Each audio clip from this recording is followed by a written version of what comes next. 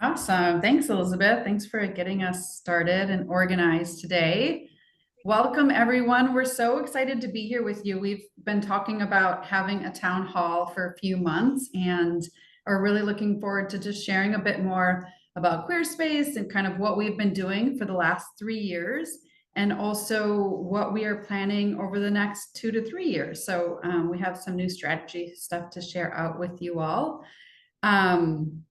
We're going to spend, so Casey and I are going to spend around half of the time, maybe about 25 to 30 minutes, kind of going through this presentation here and sharing a bit more with you. And then we will have plenty of time for questions and answers. And yeah, so you can ask us your questions, you can come off mute, you can put things in the chat. Elizabeth will monitor the chat throughout. So if you have questions kind of as we're presenting, feel free to throw them in there and then we will get to them during the Q&A portion of this town hall. So with that, I will do a quick introduction for those of you who don't know me, and then Casey can introduce himself as well. So I am Nicki Hanglseben. I use they and she pronouns, and I'm the executive director and founder here at QueerSpace Collective. And hi, everyone. I'm Casey Nichols. I use the he, him set of pronouns, and I am the current board chair of QUEERSPACE Collective. And I am so excited to share some really awesome things that the organization is doing with you today. Great. We still have a few people popping on here and there, which is awesome. Oops. There we go.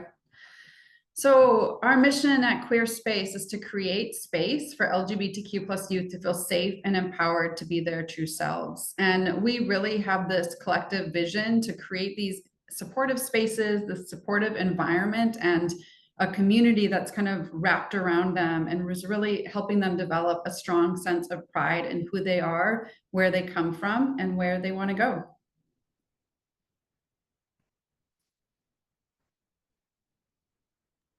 So we know that there is a lot being thrown at youth right now, and there's so many anti-LGBTQ bills that specifically target youth. So there's a record number of them this year, 479 of them as of March 21st. So there's a lot that youth are dealing with in spaces that really need some support. So ongoing discrimination and a lack of affirming spaces has a direct impact on the health and well-being of LGBTQ youth in our communities.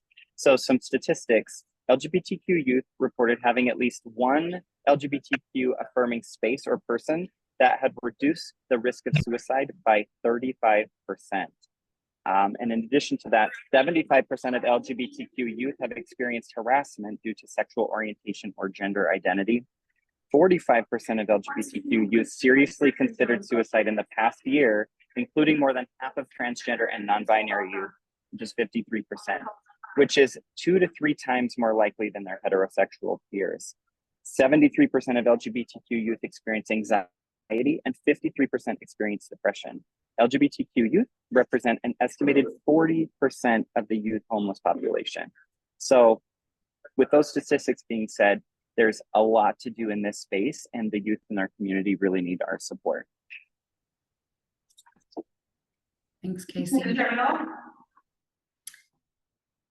So as many of you know, in April of 2021, which is just 3 years ago, kind of taking all of those considerations into account, we launched a mentorship program for the queer and trans youth in our communities. When we were considering this idea, we looked around, and nationally there were less than 10, and still are less than 10 mentorship programs that specifically support LGBTQ plus youth. And that's out of 5,000 programs across the country. And so when we saw that this didn't really exist nationally and there weren't a lot of mentorship programs for queer and trans youth in Minnesota, we decided to start one up. And so we started QueerSpace Collective. And that's really kind of the foundation of where we started. We also have been building on that. And in 2022, we launched a training and consulting arm. We heard from folks at YMCAs and other youth orgs who asked us to come and provide training to their camp counselors and their staffs so that they can be better equipped to support the queer and trans youth in our communities. And so that's kind of the journey that we've been on over the last 3 years, really building on that initial one-on-one mentoring program. So our main program here in the Twin Cities, for those who don't know, is a one-on-one mentoring program where we match an LGBTQ plus youth with an LGBTQ plus adult. And these are mentors who generously donate hours of their time. They're volunteer mentors, and they came to this because they oftentimes wanted to provide a mentor to a young person. Usually we hear a lot that because they felt like they didn't have this when they were younger, and so they want to show up for young people. So our mentors are amazing. We couldn't do any of our programming without them. On our one-on-one mentoring program, the youth and the adults hang out in the community. They might grab a coffee, go for a walk. Some of our young people have been matched with their mentor for almost 3 years, and some of our mentees have been matched for just a couple weeks. So we're kind of working with a group of young people in many different stages of their mentorship. In 2022, we also launched, 2023, we launched in St. Cloud as well. We were looking at a one-on-one mentorship program in St. Cloud and heard from the community there that having more of a group mentorship model felt safer for them and more aligned with kind of the needs of that community. And so we've been partnering with St. Cloud Pride and offering youth queer connects, where young people come from all around the region to St. Cloud for hangout nights once a month, where they'll do some different kind of art projects or programming. And then in both our Twin Cities and our St. Cloud locations last year, we launched our youth workshops. And this is kind of like to talk about it like community ed for queer kids, where we have these 6 to 8 week programs. We partner with other organizations, other local artists, and we do a skills-based type program. So we've partnered with Film North to do a film class. We've also partnered with Bryant Lake Bowl and done a bowling initiative. So we just kind of find different areas where we hear the young people say that they're interested, and then we build out some programming around that. It's been really successful, and we've had a really great response to those workshops. So we're going to be continuing to offer some new ones in the fall, including, I think, even a DJ workshop that will be held at Lush. So we're really excited about that one. And just to talk a little bit about some of the benefits of mentorship. So as Casey mentioned, that with one supportive adult, LGBTQ plus youth attempted suicide is cut by 35 to 40%. That's obviously really substantial. In addition to that, we see kids have enhanced self-esteem and confidence. They're building really strong relationships with peers through our youth workshops and through our monthly hangouts, and also with caring and loving adults in their lives. We know that mentorship includes increased graduation rates, healthier relationships, and probably most importantly, improved mental health. And the mentors in our program, they also talk about the benefits that they receive. I hear often, that they're learning from the young person as often and as much as they feel like their mentee is learning from them. Also, improved communication and social skills is always going to happen when you're trying to navigate intergenerational relationships, and greater connection to the LGBTQ plus community. We host a lot of mentor events in places where, again, we can build these networks of support around our young people, but also around our mentors. This year, we celebrated 75 plus mentor-mentee matches. So in April or in 2021, we matched 12 kids with 12 mentors. In 2022, we matched 18, 30 last year, and already we've matched almost 20 this year. So to date, 75 mentor-mentee matches, which we're really excited about. And we did, like I said, we had a workshop at Film North. And so we want to share this video with you so you can see a little bit about what happens when we give, green screens and editing technology and mentor support to the young people in our programming.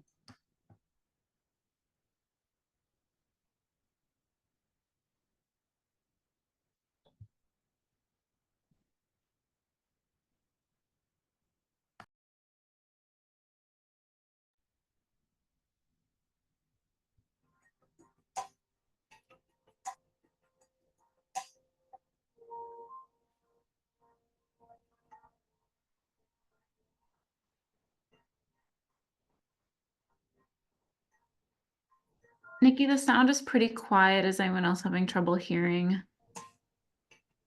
Okay.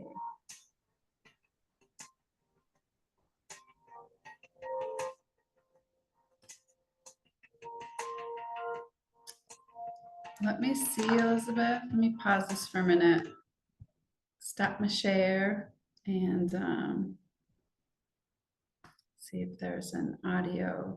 I think it might not be. Let's try this again. That's much better. Thank you. Great. Thank you for that.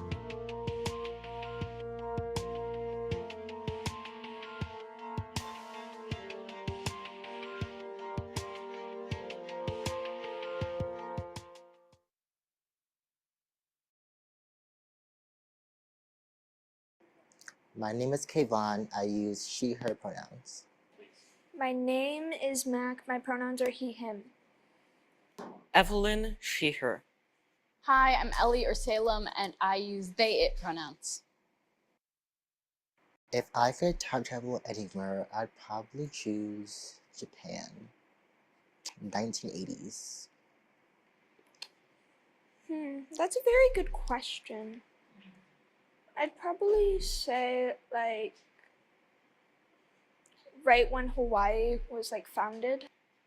1st century India. I would probably go somewhere in England and visit castles. Probably mochi donuts. Donut things? Not the donut. The mochi ice cream things. Specifically green tea flavoring. Spring rolls. I have no idea. Avocado rolls. Probably the end of the day, being able to leave from school. I like algebra. Yeah. Overhearing everyone's weird conversations. My theater class.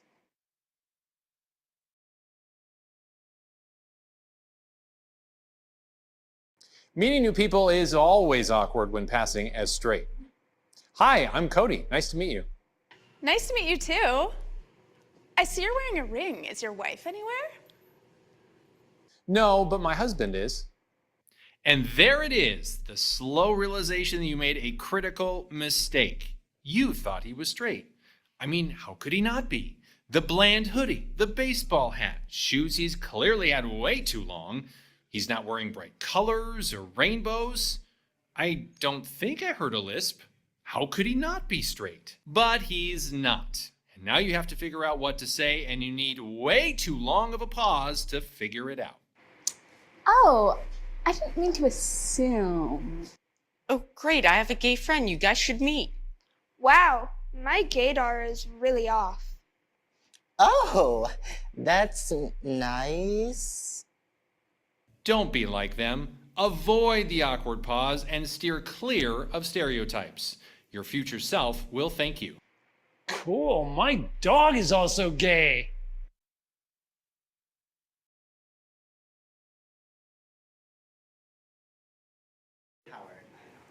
Hi, my name is Nicki. My pronouns are she and they, and my superpower is I have this like green light that shoots forward from my heart chakra, and when it touches anyone in its path, they get this warm, yummy, loving feelings in them, and then they just want to spread joy and love themselves. Sup? My name's Cody. My pronouns are he, him. My superpower is I can turn anything I want into candy. My name is Evelyn. My pronouns are she, her, and my superpower is I can manipulate the grades that teachers give. My name is Kayvon. I would go by she, her pronouns. My superpower is that I can make things turn to what I want them to. My name is Janice. I use she, her pronouns. And my power is that I can share my mind with cats. My name is Anne. I use no pronouns. And my superpower is that I shoot rainbows out of my hands. My name is Mac. My pronouns are he, him. And my superpower is I can communicate with rats.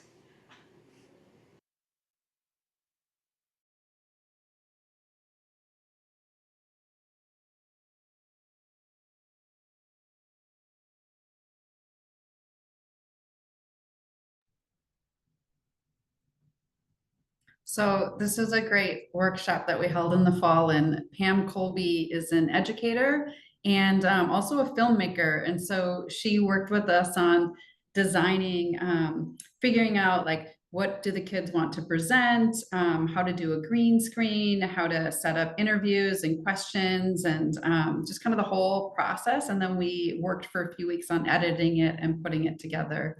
And then our QueerSpace communications manager, Myrtle, he then condensed this all so that we could share this with you today.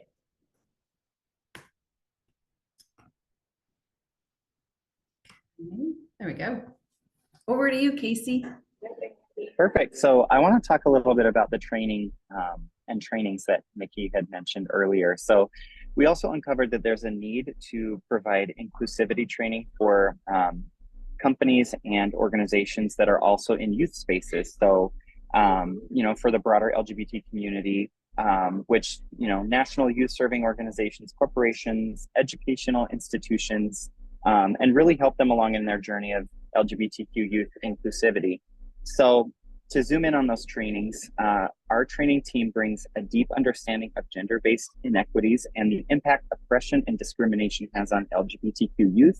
It's a tailored approach based on the needs of that specific organization. It's an intersectional lens to create inclusive spaces for all LGBTQ youth.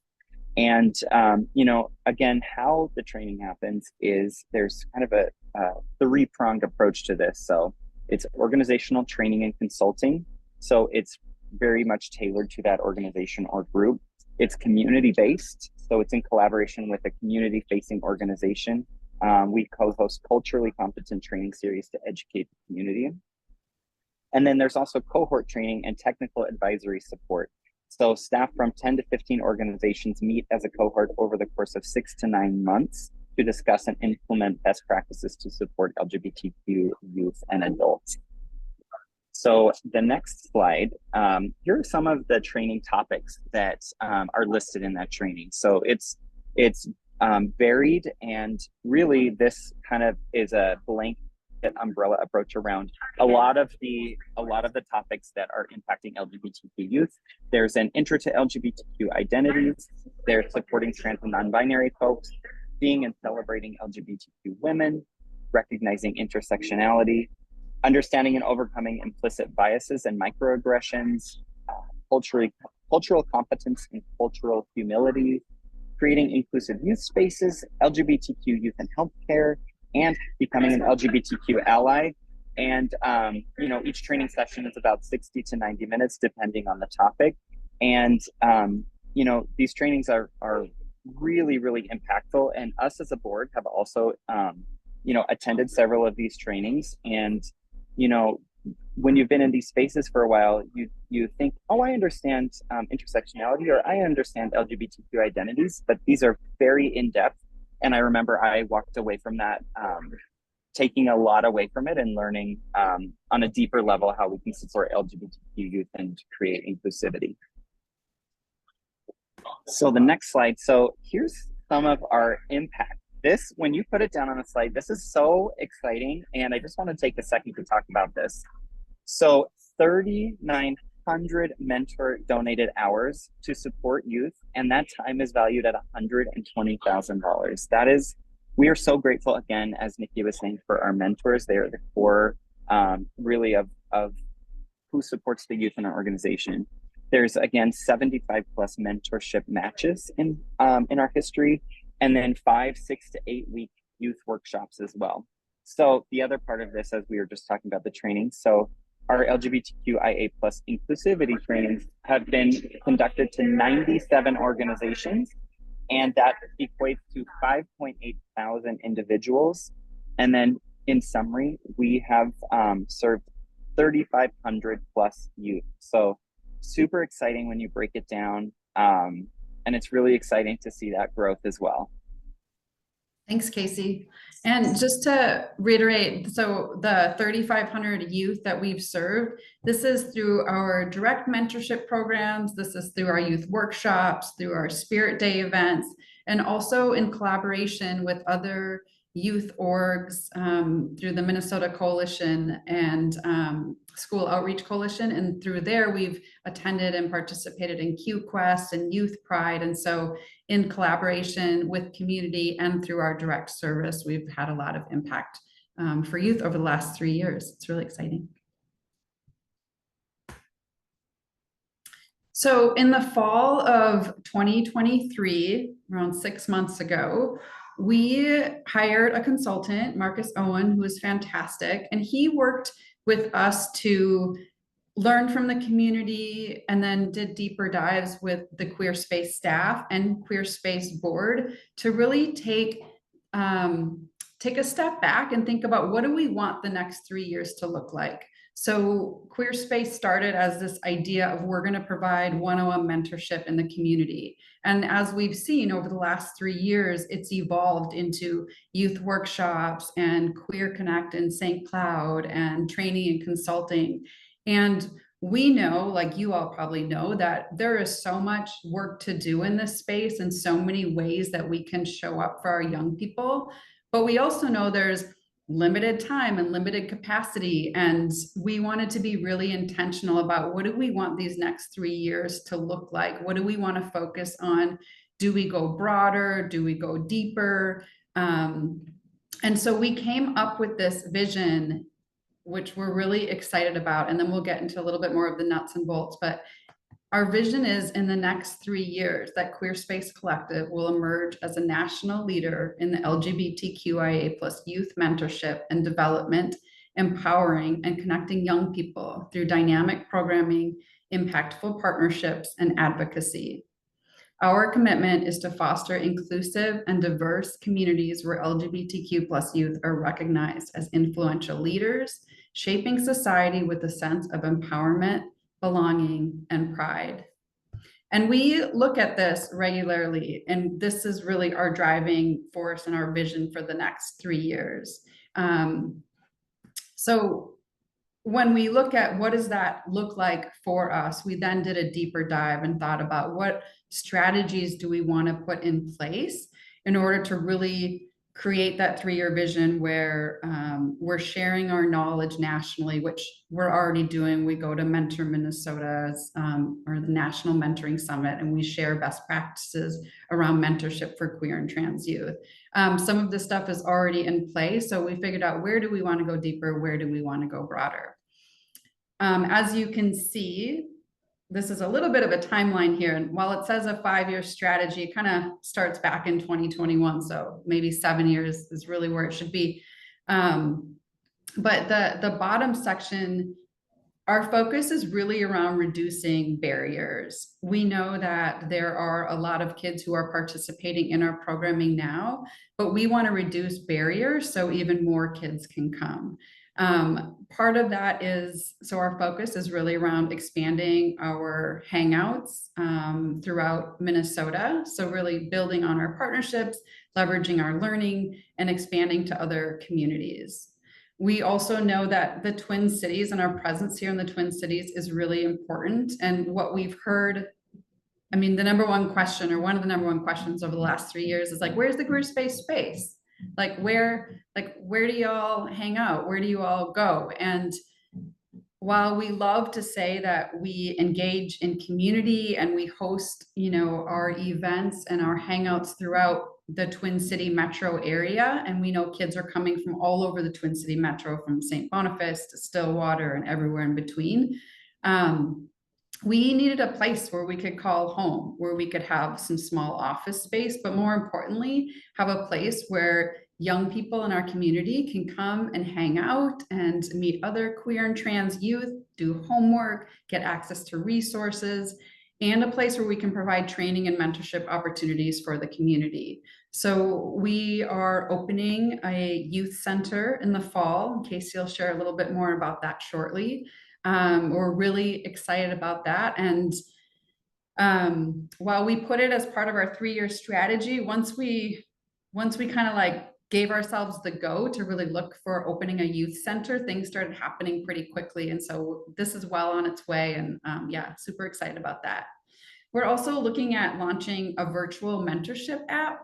We know that there are kids in rural communities, or maybe kids whose parents might not drive them to a youth center or drive them to a hangout. And we want to give them the opportunity to be able to access affirming adults in a safe and affirming place. So stay tuned on that. We're going to start to look at piloting something, you know, fall, early 2025, late 2024. Again, being really intentional about where we focus our energy and our efforts, so that we can best support the young people, and also just make sure that we're doing it sustainably. And then next year and into, you know, the next few years, we're really looking at how can we continue to partner with youth communities and organizations across the region and nationally to provide more mentorship opportunities for queer and trans youth. So that could be through a virtual mentorship app or partnering with another organization to help them develop best practices. So we're really excited about our vision, really excited about this new 5-year strategy, and just looking at like finding ways to better show up and support our community in collaboration with all of the other youth orgs that are out there. And I just want to elaborate a little bit on that space, because this is so exciting for us, and this has been in the works for quite a while. And so we're so excited to share with you all a little bit more information about the space. So we're planning to open it this fall. And really, this is going to be used as a drop-in space for our mentorship. In addition to, we'll have space there for the youth to hang out. We will have, you know, how everybody hangs out at the kitchen island. We're going to have an amazing space with a big kitchen where just envision a fantastic safe space for mentorship and the youth to hang out. In addition to, there'll be a lounge. There'll be really cool little booths where, you know, you can have a private conversation. There'll be tables and great space for activities. I know that, as you can see here, it's kind of small, but that's our floor plan, and there's some really exciting planning in place. But we will need community's assistance in this to bring this vision to reality. So there's several ways that you can support through this. You can partner through us. We're looking for community partners who want to engage with us to support the youth in our community. You can also host a gathering, so you can definitely host a small gathering, talk about this space, talk about why it's important to have this in Minneapolis. And then also you can contribute financially or send this to folks that you think might be able to contribute financially. And this really is our opportunity to create that physical safe space. It's one thing to have, you know, our mentors meet up in public spaces, coffee shops, and obviously the monthly group hangouts, but this will be a completely different experience for our youth to have this consistent, safe space for them to have their mentorship happen in. So we're very, very excited to have this happen. Thanks, Casey. And in the picture in the top right, for those who hang out in kind of the Whittier Uptown area, that building might look familiar or might not, but the space we're leasing is going to be in the new Watkins building right on Franklin Avenue and Lyndale Avenue. So very close to get on and off the freeway for those who are coming from, you know, suburbs or nearby. There's also a lot of bus routes and bike lanes, and it's super walkable. It's by the co-op. And we're excited too, because our partners at Family Tree Clinic are just down the street. So we know they provide gender affirming care. And that's, you know, our intention is to really be a hub of resources so that, you know, if a young person needs access to healthcare, we can work with Family Tree Clinic and connect them there. Or if they need somewhere to go, we can connect with YouthLink or the Bridge. And so just kind of building on QUEERSPACE's collective commitment to partnering, this space will give us even more opportunity to do that. So again, super exciting. And then one other thing to mention about the org is that partnerships are really at the heart of what we do at QueerSpace Collective. So there's 4 kind of pillars in the ways that we partner with community. It's through youth referrals, so caregivers, social services, schools, youth organizations, and healthcare. And then it's also LGBTQ advocates, so thinking through folks that are in the spaces that are really working to drive our rights and the legislation parts forward. There's community organizations, so thinking through local artists, parks, schools, youth and mentorship organizations as well. And then the last pillar, LGBTQ allies, because we know how important that is to make those meaningful connections. Because in many cases, the parents of our youth are allies, and that is critical that we develop those relationships and partnerships with them.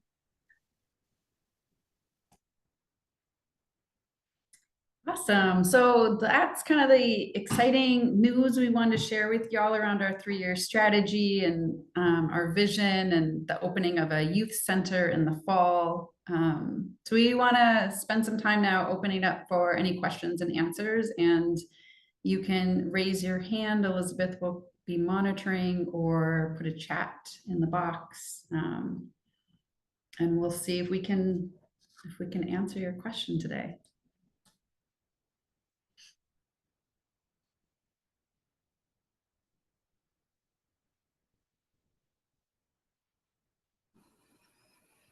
Hello, this is Bryson, he, him. I was wondering if you could talk more about the different communities you're reaching out to, especially other marginalized communities. Thanks. Yeah, thanks, Bryson. Great to have you on the call today. So we have been collaborating and connecting with different partners to extend outreach and connection to various communities throughout the Twin City metro area. We've been connecting with North Point, which is based in North Minneapolis. They do healthcare there, and they are building a new gender affirming care kind of unit that they've recently been building out, and we'll be attending their fair. They're kind of having an outreach fair this weekend. So that is kind of one way that we're connecting in with more communities in North Minneapolis. We've also been connecting with some of the Latinx communities through CLIFE, which is a collection or a collaboration between Centro and Clues and some other of the Latinx communities, to understand how we can provide additional support to their communities and also raise awareness about some of the initiatives that we're doing. Through those communities also, through our bowling initiative, we had Ray, who is a Puerto Rican professional bowler, was on their national team. He's the one who did the bowling initiative at Bryant Lake Bowl. And so he, as both a native of Puerto Rico and also a Spanish speaker, we were able to support some young kids in our programming who didn't speak English. There were a few kids who didn't speak English, but because we had a mentor who was a Spanish speaker and Ray, who also is a Spanish speaker, we were able to include them in our programming, which was really beautiful. So there's kind of, I think, different ways. We know we live and work in really diverse communities in the Twin Cities. And so our kind of how we collaborate is in collaboration and communication through other youth orgs who are serving various marginalized populations of young people, and then asking them, how can we specifically show up for the queer and trans youth in their kind of broader programming? And we're always open to ideas too. Yeah. Yeah, if I could just expand on that and talk also about our St. Cloud program, and just to mention that just because we're in St. Cloud doesn't mean the young people that we're serving are from St. Cloud. I think we have young people driving from 5 or 6 different counties in central Minnesota every month to show up to that program. So, I mean, some of these families are driving an hour and a half to and from our Queer Connects out there, which I think just expands upon the idea that there really is not much for these young people in more rural parts of our state. And so that work out there is also really important, just reaching them and letting them know that they have a space in place where they can show up and hang out and meet other people that have similar identities to them as well. Thanks, Elizabeth. Appreciate that.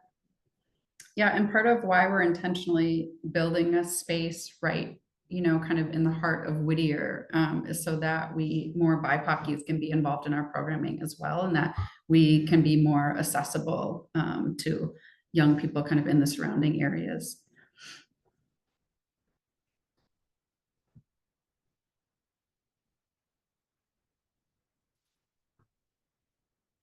Any other questions? You're welcome to take yourself off mute and just ask or throw it in the chat. Hi, this is Cody. My pronouns are he, him. I'm curious. So you said the goal is to take this national and get out, kind of get a broader perspective outside of Minnesota. What do you guys have any idea what that looks like? Hey, Cody, thanks for asking. Great to have you here as well. So there's a few different ways that we're looking at national engagement. One, you know, we did this partnership with Best Buy last year where we were working nationally and trained their staff at their teen tech centers across the country. So through our training and consulting and through some of our cohort models, that's a way that we are increasing inclusivity kind of on a national, regional, local level. As far as our mentorship, we've been in collaboration with folks in North Dakota and other nearby states and have looked at how can we complement some of what they're doing there and bring support to their programming.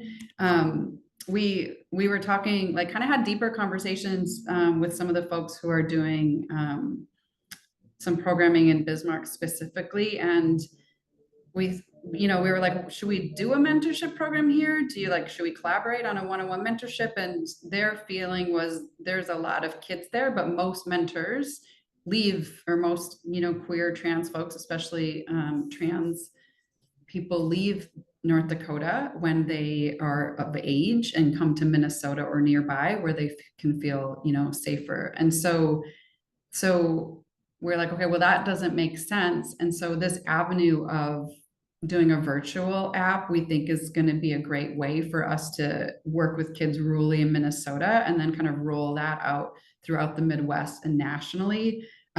Because once you take away, obviously, the barriers of driving and location, you can really, reach kids pretty quickly that way. So those are some of the ways that we're looking at it. Again, I kind of said this earlier, but we want to be really intentional about where and how we reach out, how we provide resources, and how we engage with communities so that our engagement is really intentional and sustainable, and it doesn't feel like we're there 1 second and then gone, and just really intentional about that. So as we look at this pilot, and we're partnering with our friends at Worthy Mentoring on this, as we look at this app, we'll pilot it, later this year, and then start to figure out what is the plan for expansion throughout the state, the region, and then the country. So hopefully that kind of answers your question. It did. Thank you.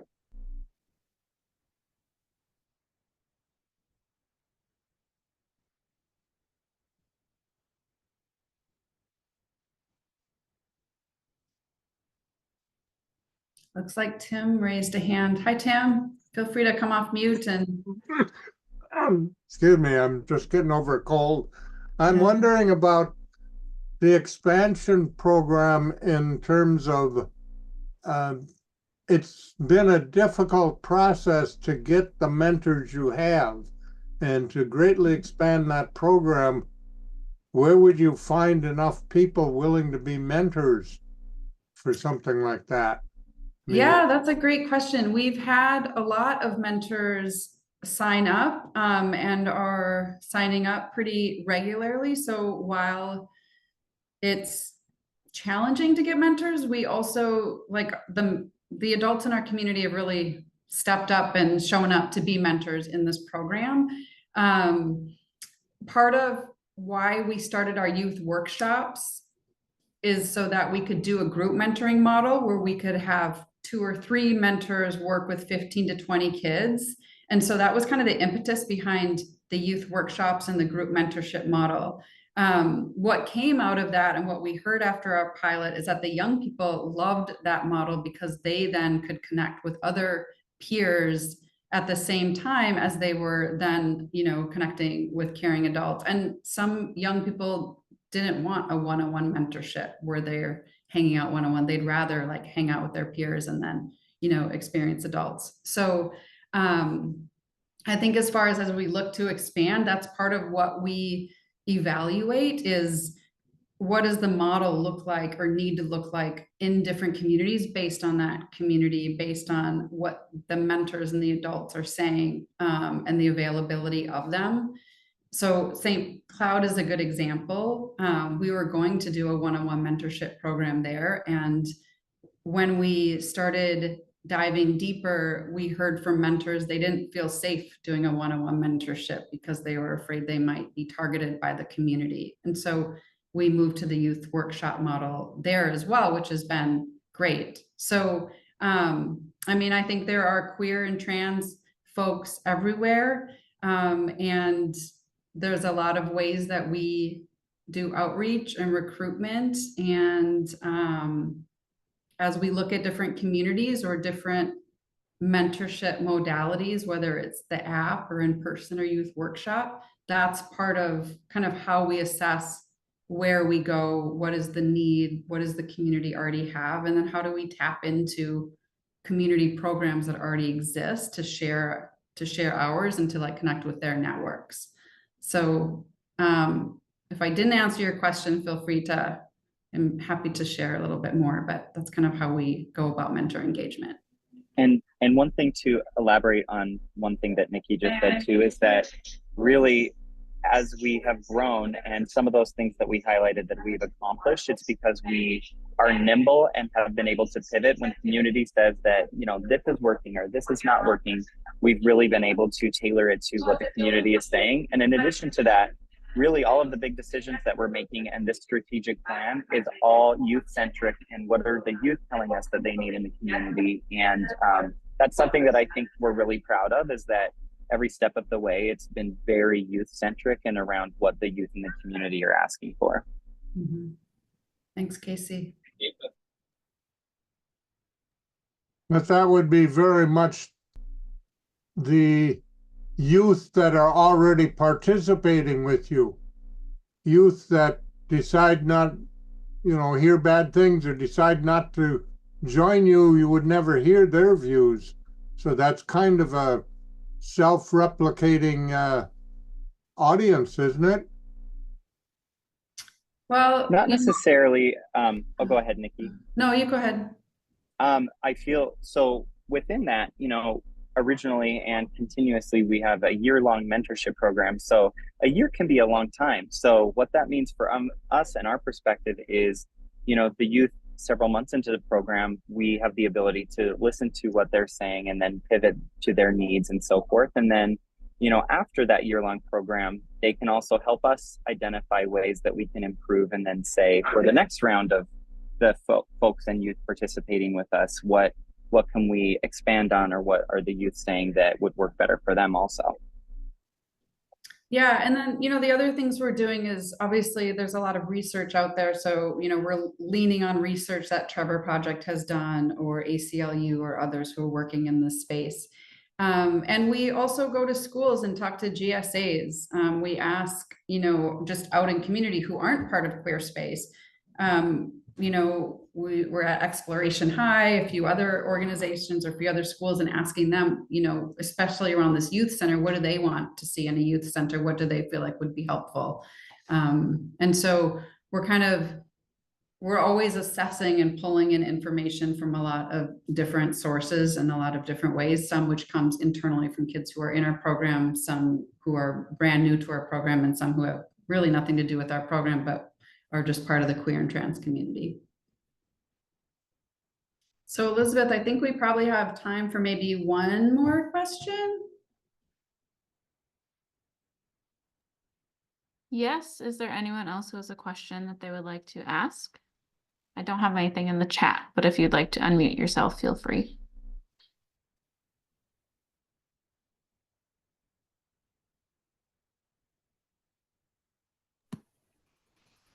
I don't want to take space from anybody else that has a question, but I have one more if that's cool. Yeah. I was wondering if you could talk any more about accessibility needs, such as like mobility, sensory, communication, stuff like that, and how you're making it more inclusive to folks with different needs. Yeah, thanks, Bryson. Great question. There's a few things that we've been working on internally. So as we've been designing the space, we've really looked at it, ensuring that it is accessible. So there's multiple entrances with ramps and elevators. And so there's accessibility from that perspective in the physical space. We also, actually in the drawing you saw, there was a conference room. We've since converted that conference room into a quiet room and are putting like dimmer lights in there and some more kind of loungy type furniture so we can have a separate space that's more soundproof that can be used as a quieter room in case someone just needs something that's a little less stimulating. We know that when we have a lot of people in big space, it can be really overstimulating.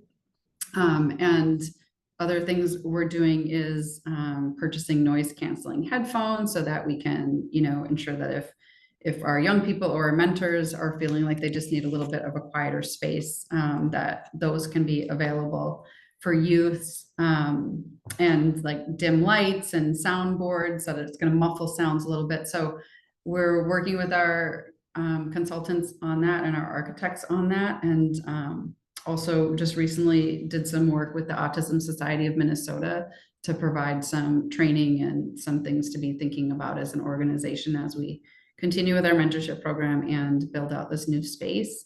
We're always in a learning mode. So if there's, other opportunities or things to share, we're all ears. We'd love to hear that type of feedback to make our spaces as inclusive as possible. That's awesome. Thank you. Thanks, Bryson. So with that, we have about 10 minutes left.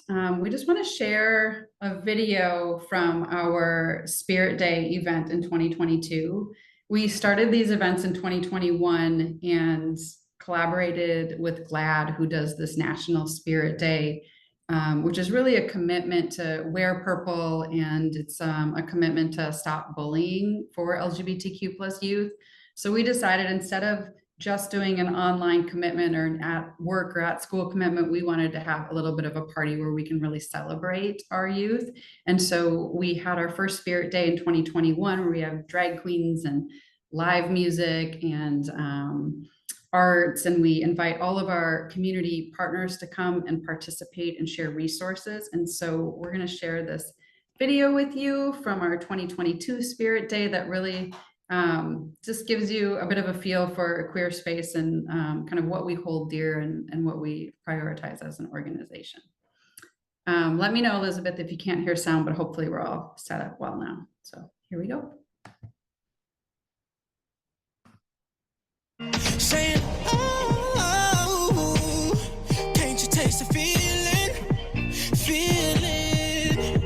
Saying, oh, we all together singing.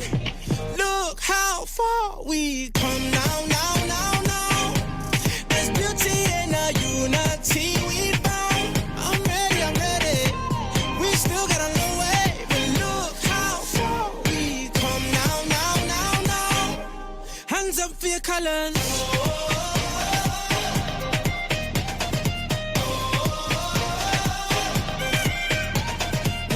Ready the people, a new day has just begun, and I wear my colors on my back. Yeah. We created equal, one race and that's human. Can't wait till they all see that. Saying, oh,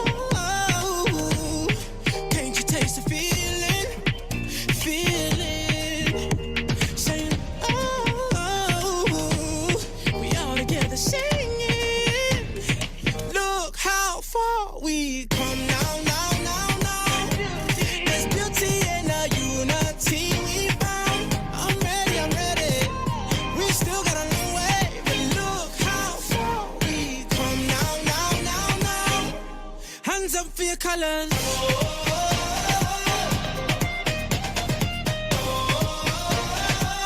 One hand, two hands for your colors, yeah.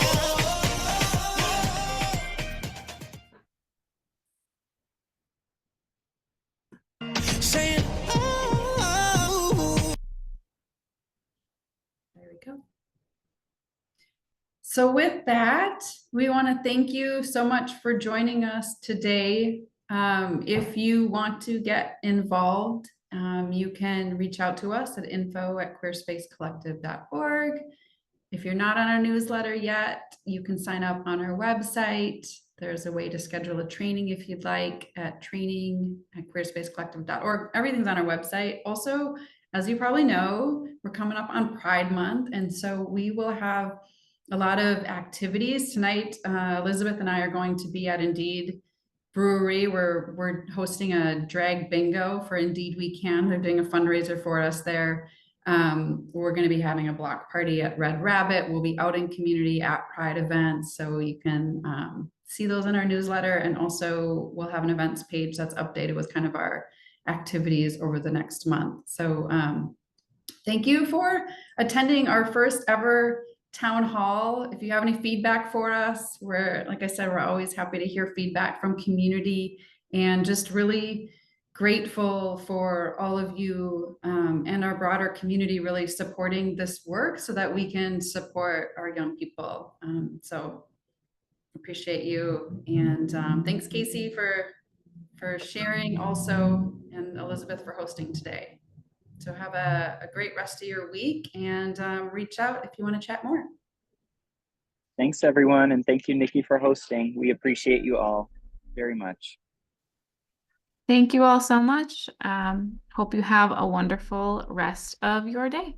Take care.